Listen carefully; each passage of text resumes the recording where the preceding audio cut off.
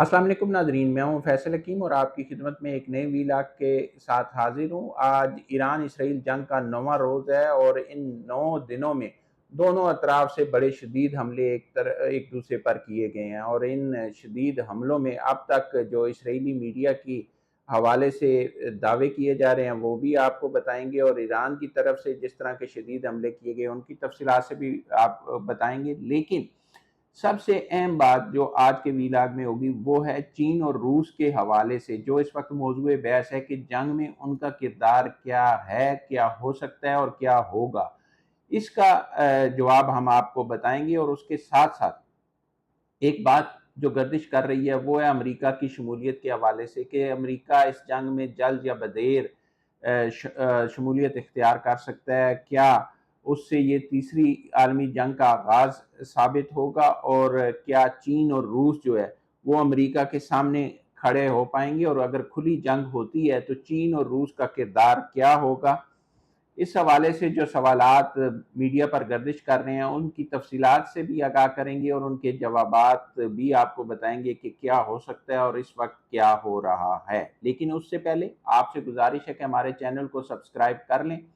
ताकि ताज़ा तरीन खबरों से आप अपडेट रह सकें। तो शुरू करते हैं आज का वीलॉग। नाजरीन, ईरान और इसराइल जंग का आज 9वां रोज़ है और इस वक्त ये जंग अरूज पे है। इसराइल की तरफ से ईरान के मुख्तलिफ शहरों पर जो फ़ज़ाई हमले किए जा रहे हैं उसके जवाब में ईरान भी मुसलसल मिज़ाइल हमले कर रहा है इसराइल पे।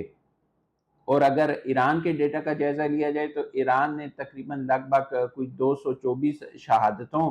के कन्फर्मेशन की है, जिसमें 14 एटमी साइंसदान और 4 उनके जो अस्करी क़यादत के अहम कमांडर्स थे वो शामिल थे। जबकि दूसरी तरफ अगर इसराइल की बात करें तो इसराइल ने जो सरकारी तौर पर अदाद-ओ-शुमार जारी किए हैं उसके मुताबिक 2 दर्जन से ज़्यादा इसराइली जो हैं वो हलाक हुए हैं इन हमलों में और 1050 से ज़ायद ज़ख्मी बताए जा रहे हैं और मुतअद्दिद जो हैं वो लापता भी हैं। अब इस जंगबंदी के हवाले से बहुत सारी कोशिशें बैक वक्त जारी हैं लेकिन उनमें कोई पेशरफ्त नहीं हो पा रही और इस हवाले से अगर आप देखें तो जो अमरीकी सदर हैं उनके बयानात भी वक्तन फ़वक्तन बदलते रहे हैं जब से ये जंग शुरू हुई थी। कभी वो फ़रीक बनने जा रहे थे, कभी वो कहते हैं कि फ़रीक नहीं बनेंगे। लेकिन अब जो सूरत हाल है वो थोड़ी-सी डिफरेंट हो गई है। जो उनकी मुलाकात हुई है फील्ड मार्शल आसिम मुनीर के साथ जो पाकिस्तानी आर्मी चीफ हैं, उसके बाद जो बरतानवी वज़ीर-ए-आज़म हैं उन्होंने भी उनको यही मशवरा दिया था कि जो ताकत का इस्तेमाल है वो ना किया जाए और अमेरिका इस जंग से पीछे हट जाए। तो उसके बाद गुज़िश्ता रोज़ जो अमरीकी सदर हैं उन्होंने ये कहा था कि वो 2 हफ़्ते का वक़्त ले रहे हैं और 2 हफ़्ते में ईरान के हवाले से फ़ैसला करेंगे। इस हवाले से क्या ताज़ा तरीन तफ़सीलात हैं वो भी आपको बताते हैं। लेकिन दूसरी तरफ चीन और रूस ने बड़े वाज़ेह तौर पर कहा था कि अमेरिका जो है वो इस जंग का हिस्सा ना बने और जो जंग आगे बढ़ रही है चीन और रूस ने जो इसराइल में उनके शहरी थे वो भी वापस बुलवा लिए हैं और इसके साथ-साथ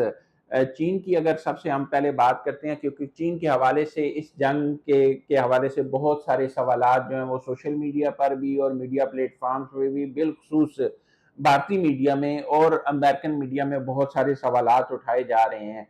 तो उस हवाले से अगर आप बात करें तो चीन ने पहले दिन से जो इसराइली जारयत थी उसकी बड़ी खुलकर मुखालफत की है और ईरानी बयानिए की भी हमायत की है। चीन का ये मौक़िफ़ है कि एक तो जो इसराइल की तरफ से हमला किया गया वो ईरान की खुद मुख्तारी पे हमला था जो बैनुल-अक़वामी कवानीन की खिलाफ वर्ज़ी है। दूसरा जो ईरान के एटमी रिएक्टर्स थे या एटमी पावर प्लांट्स थे वो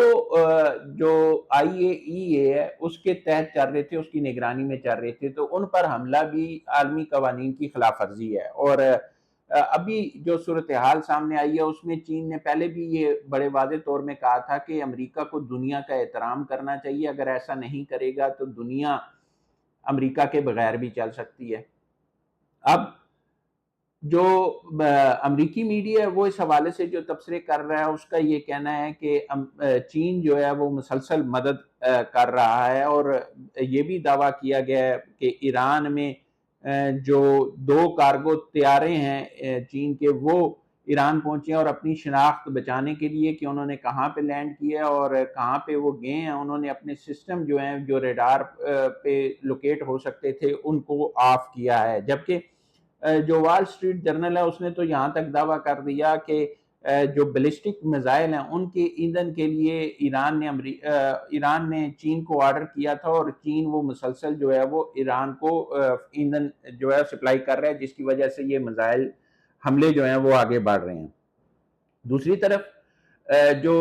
بین الاقوامی میڈیا اس میں بڑا واضح طور پر کہا جا رہا ہے کہ چین کسی صورت بھی ایران کا نقصان نہیں چاہے گا اور نہ ہی برداشت کرے گا کہ ایران میں کسی قسم کی رجیم چینج ہو۔ اور اس حوالے سے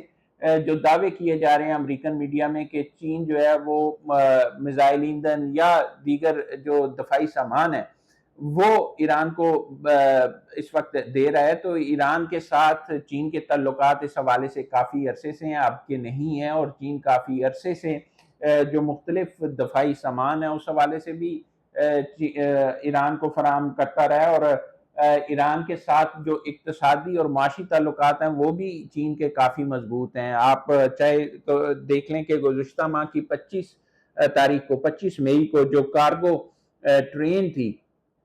وہ بھی چین کی پہلی کارگو ٹرین ایران پہنچی تھی، اور یہ بیلٹ اینڈ روڈ انیشیٹو کا حصہ ہے، اور اس میں دونوں ممالک کے درمیان اقتصادی ترقی اور معاشی لحاظ سے معاہدے بھی موجود ہیں۔ تو چین کی جو برآمدات ہیں وہ ایران کو آپ سے نہیں ہے، پہلے سے ہو رہی ہیں، اس لیے اس طرح کے دعوے کرنا یا ایران اسرائیل جنگ میں چین کو شریک کرنا تو کسی صورت بھی درست نہیں ہے۔ اور جہاں تک بات رہی BRI کی، بیلٹ اینڈ روڈ انیشیٹو کی، تو جو چائنا ایران کوریڈور ہے ریلوے کا وہ اس کا ایک اہم حصہ ہے، اور یہاں سے جو چین ہے وہ یہ چاہتا ہے کہ اس کی رسائی جو مغربی ایشیا ہے وہاں تک ہو جائے، اور اس کے ساتھ ساتھ چین جو ہے وہ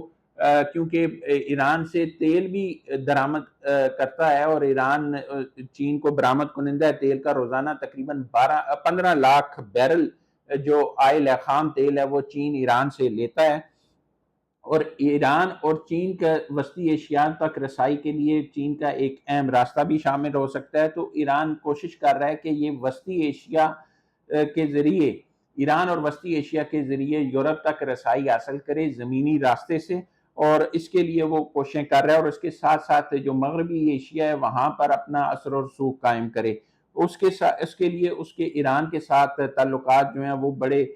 مضبوط ہیں، اور مسلسل اس پر کوشش بھی جاری ہے، اس میں مختلف اجلاس بھی ہو چکے ہیں، اور چین یہ چاہتا ہے کہ یورپ تک اگر اس کی زمینی رسائی ہو جاتی ہے تو جو بحر الکاہل اور بحیرہ عرب ہے اس کے راستے بائی پاس ہو جائیں گے، اور اس کے دو فائدے ہوں گے، ایک تو اس کا سامان جو ہے وہ جلدی یورپ پہنچ سکے گا، دوسرا جو لاگت ہے وہ کم ہو جائے گی۔ اب اس صورتحال میں جب اسرائیل کی طرف سے مسلسل یہ کہا جا رہا ہے کہ ایران میں جو ہے وہ حکومت کی تبدیلی چاہیے، امریکہ تو پہلے اسے ویٹو کر چکا ہے، لیکن چین کسی صورت بھی یہ نہیں چاہے گا جو موجودہ ایرانی حکومت ہے اس میں کسی قسم کی کوئی تبدیلی کی جائے، کیونکہ چین جو ہے وہ ایران کے موقف کی مسلسل حمایت بھی کر رہا ہے، اور اس کے ساتھ بھی کھڑا ہے، اس کے بیانیے کے ساتھ کھڑا ہے، اور بڑے واضح طور پر ایران کے معاملے پر روس اور چین جو ہے ان میں مسلسل مشاورت بھی ہو رہی ہے، رابطے بھی ہیں، اور بار بار وہ امریکہ کو اس بات پر جو ہے وارننگ دے رہے ہیں کہ وہ اس معاملے میں براہ راست فریق نہ بنے۔ اب سوال یہاں پہ یہ پیدا ہوتا ہے کہ کیا اگر امریکہ آتا ہے اس جنگ میں تو کیا چین اور روس مل کر اس کے سامنے کھڑے ہو جائیں گے؟ تو اس حوالے سے بڑی واضح سی بات ہے کہ روس کا تو دفاعی معاہدہ قائم ہے، اور جو روسی صدر ہیں ولادیمیر پوٹن، ان کا بڑا واضح بیان ہے کہ اسرائیل نے حملہ تو کر لیا ہے لیکن وہ اپنے مقاصد حاصل نہیں کر سکے گا۔ ایران کے ایٹمی پروگرام، پرامن ایٹمی پروگرام کے دفاع کے لیے وہ تیار ہے۔ ایران نے ابھی تک روس سے دفاعی مدد نہیں مانگی ہے، اگر وہ روس سے دفاعی مدد مانگتا ہے جس طرح اسرائیل مسلسل امریکہ سے مانگ رہا ہے، اور اگر امریکہ اس میں آتا ہے تو ایران جو ہے وہ روس سے دفاعی مدد مانگ سکتا ہے، اور روس بھی براہ راست اس جنگ میں شریک ہو جائے گا، جس سے اس کا دائرہ کار وسیع ہو جائے گا، اور اس صورتحال میں چین بھی خاموش نہیں رہے گا۔ اس کا مطلب یہ ہے کہ اگر امریکہ یہاں پہ حصے دار بننے کی کوشش کرتا ہے تو چین اور روس اس کے سامنے کھڑے ہو سکتے ہیں، اور اس حوالے سے اگر دیکھا جائے تو چین روس جو ہیں ان کی جو مشاورت ہے اس میں بڑے واضح طور پر اب تک ثالثی کی کوششیں کی گئی ہیں. جو روسی صدر ہیں وہ ڈونلڈ ٹرمپ سے بھی رابطے میں ہیں، اور اس کے ساتھ ساتھ اسرائیلی وزیر اعظم نیتن یاہو جو ہیں ان سے بھی رابطے میں، اور جو ایرانی صدر ہے مسعود پزشکیان ان سے بھی مسلسل رابطے میں، اور انہوں نے ثالثی کی پیشکش بھی کی ہے. اور یہ ثالثی کی پیشکش صرف روس کی طرف سے نہیں ہے بلکہ اس ثالثی کی پیشکش کو چین کی حمایت بھی حاصل ہے. اسی طرح اگر آپ دیکھیں تو پاکستان کا بھی موقف یہی ہے کہ اسرائیل جو ہے اس کی جارحیت کی مذمت کی جانی چاہیے، اس کو روکنا چاہیے طاقت کے استعمال سے، اور پاکستان بھی ایرانی کے بیانیے کے ساتھ بالکل کھل کے کھڑا ہوا ہے. اور اب اس ساری صورتحال میں جب چین، روس اور پاکستان کی طرف سے بڑا واضح بیانات آ چکے ہیں، اور اس کے ساتھ ساتھ یورپی ممالک جس میں برطانیہ جو ہے وہ ایک اہم ملک اس لیے کہا جا سکتا ہے کہ جو E3 ممالک ہیں ان میں سے ایک ہے، ان کے وزیر اعظم کی طرف سے بھی امریکہ کو یہ کہا گیا ہے کہ وہ اس جنگ میں براہ راست شریک نہ ہو یا اس میں حصہ دار نہ بنے اور فوجی اس طاقت کے استعمال سے پیچھے ہٹ جائے. تو ڈونلڈ ٹرمپ کا جو بیان آیا تھا انہوں نے 2 ہفتے کا وقت طلب کیا تھا، لیکن اس کے ساتھ ساتھ جو ایران اور یورپ کے درمیان جو برطانیہ، فرانس اور جرمنی کے وزرائے خارجہ کے ساتھ ملاقاتیں ہو رہی ہیں، اب ایرانی وزیر خارجہ کی اور مذاکرات بحالی کی بات ہو رہی ہے، اس میں ایک امید ضرور پیدا ہوئی ہے. ایک تو امریکہ کے پیچھے ہٹنے سے، دوسرا یورپ کے ساتھ مذاکرات بحال ہونے سے کہ اب اسرائیل پر دباؤ بڑھے گا اور شاید کسی حد تک جو جنگ بندی کی امید ہے وہ بھی پیدا ہو گئی ہے. لیکن اس کو حقیقت بنانے کے لیے جو یورپ ہے اور امریکہ ہے اس کو یہ یقینی بنانا ہوگا کہ اسرائیل جو حملے کر رہا ہے، مسلسل فضائی حملے کر رہا ہے، وہ ایران پر اس کو روکے. اس کے لیے سب سے اہم کردار امریکہ کا ہوگا، کیونکہ ایران بڑے واضح طور پر کہہ چکا ہے کہ جو امریکہ ہے، امریکی صدر ہیں، ان کی ایک فون کال یہ سارے حملے رکوا سکتی ہے. لیکن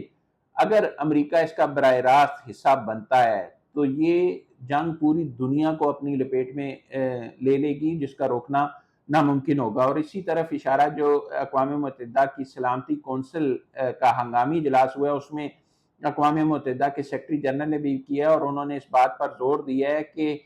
طاقت کے استعمال کی بجائے، جنگ کی بجائے مذاکرات کو راستہ دیا جائے اور مذاکرات سے مسائل حل کیے جائیں. اور اگر یہ مسئلہ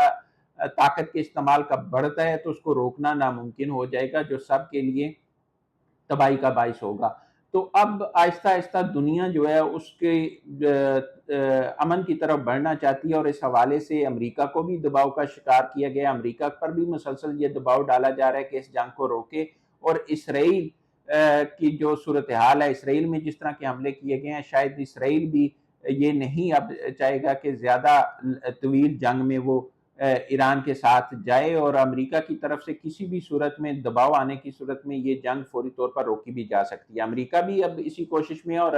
امریکی صدر ڈونلڈ ٹرمپ جو ہے وہ کافی جنگوں کا حوالہ دے چکے ہیں اور کہہ چکے ہیں کہ انہوں نے بشمول پاکستان بھارت جنگ کے کئی جنگیں روکی ہیں، اور ایران اسرائیل جنگ روکنے کے حوالے سے بھی وہ اپنا کردار ادا کریں گے. تو یہ ایک مثبت رد عمل نظر آ رہا ہے کہ ایران اسرائیل جنگ کو روکنے کے لیے ڈونلڈ ٹرمپ بھی اب متحرک نظر آ رہے ہیں، اور اس کے ساتھ ساتھ عالمی برادری اپنا کردار مؤثر طریقے سے ادا کرنے کے لیے سنجیدہ نظر آ رہی ہے. تو توقع یہی کی جاتی ہے کہ روس اور چین نے جو سفر شروع کیا تھا کہ مل کر وہ امن کے لیے آگے بڑھیں گے، اور اب کیونکہ امریکہ کے ساتھ بھی روسی صدر کی مشاورت جاری ہے اور چین کی حمایت جو ہے وہ روسی موقف کو حاصل ہے، تو ہو سکتا ہے کہ یہ جنگ آئندہ چند دنوں میں بند ہو جائے اور اس کا جو مذاکرات کا سلسلہ ہے وہ بحال ہو جائے. لیکن آپ اس چیز کو نظر انداز نہیں کر سکتے کہ اگر امریکہ کو اسرائیل دباؤ میں لا کر اس جنگ میں شامل کرتا ہے تو روس اور چین کا رد عمل بھی شدید ہو سکتا ہے. اب تک کے لیے اتنا ہی. بہت جلد آپ کے پاس ایک نئے ویلاگ کے ساتھ حاضر ہوں گے. تب تک کے لیے اللہ حافظ.